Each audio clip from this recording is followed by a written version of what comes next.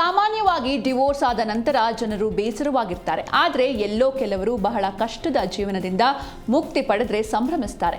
ಕೆಲ ತಿಂಗಳ ಹಿಂದೆ ಮಹಿಳೆಯೊಬ್ಬಳು ಡಿವೋರ್ಸ್ ಆದ ಖುಷಿಯಲ್ಲಿ ಕೇಕ್ ಕಟ್ ಮಾಡಿ ಫೋಟೋ ಶೂಟ್ ಮಾಡಿಸಿ ಸಂಭ್ರಮ ಆಚರಣೆ ಮಾಡಿಕೊಂಡಿದ್ರು. ಈ ರೀತಿ ಘಟನೆಗಳು ನಡೆಯುವುದು ಬಹಳ ಅಪರೂಪ. ಇದೀಗ ಅಸ್ಸಾಂನ ವ್ಯಕ್ತಿಯೊಬ್ಬ ತನ್ನ ವಿಚ್ಛೇದನವನ್ನ ಬಹಳ ವಿಭಿನ್ನವಾಗಿ ಆಚರಿಸಿದ್ದಾನೆ. ಅಸ್ಸಾಂನ ಮಾಣಿಕಲಿ ಎನ್ನುವ ವ್ಯಕ್ತಿ ಪತ್ನಿಯಿಂದ ವಿಚ್ಛೇದನ ಪಡೆದ ಖುಷಿಯಲ್ಲಿ ಹಾಲಿನಿಂದ ಸ್ನಾನ ಮಾಡಿದ್ದಾನೆ.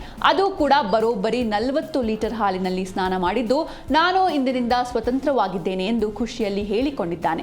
ನಲ್ಬರಿ ಜಿಲ್ಲೆಯ ಮುಕಲ್ಮುವಾ ಪ್ರದೇಶದ ಬಾರ್ಲಿಯಾಪರ್ನಲ್ಲಿ ಈ ಘಟನೆ ನಡೆದಿದ್ದು, ಸ್ನಾನ ಮಾಡುವ ವಿಡಿಯೋ ಸಹ ಮಾಡಿದ್ದು, ನಾನು ಶುದ್ಧೀಕರಣ ಮತ್ತು ಭಾವನಾತ್ಮಕ ಬಿಡುಗಡೆಯ ಸಾಂಕೇತಿಕವಾಗಿ ಹಾಲಿನಿಂದ ಸ್ನಾನ ಮಾಡ್ತಿದ್ದೇನೆ ಎಂದು ಹೇಳಿಕೊಂಡಿದ್ದಾನೆ. ಸದ್ಯ ಎಲ್ಲೆಡೆ ಈ ವಿಡಿಯೋ ವೈರಲ್ ಆಗ್ತಾ ಇದೆ. ತನ್ನ ವಿಚ್ಛೇದನದ ಬಗ್ಗೆ ಮಾತನಾಡಿದ ಮಾಣಿಕಲಿ, ನನ್ನ ಹೆಂಡತಿ ಪ್ರಿಯಕರನ ಜೊತೆ 2 ಬಾರಿ ಓಡಿ ಹೋಗಿದ್ದಾಳೆ.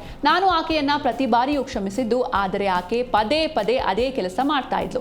ನಾನು ಮಗುವಿನ ಸಲುವಾಗಿ ಪತ್ನಿಯ ಜೊತೆ ಇರಲು ಸಿದ್ಧವಾಗಿದೆ. ಅನೇಕ ಬಾರಿ ಆಕೆ ತಪ್ಪು ಮಾಡಿದಾಗ ದೊಡ್ಡವರು ಕುಳಿತು ರಾಜಸಂಧಾನ ಮಾಡಿಸಿ ಆಕೆಗೆ ಬುದ್ಧಿ ಹೇಳಿದ್ರು.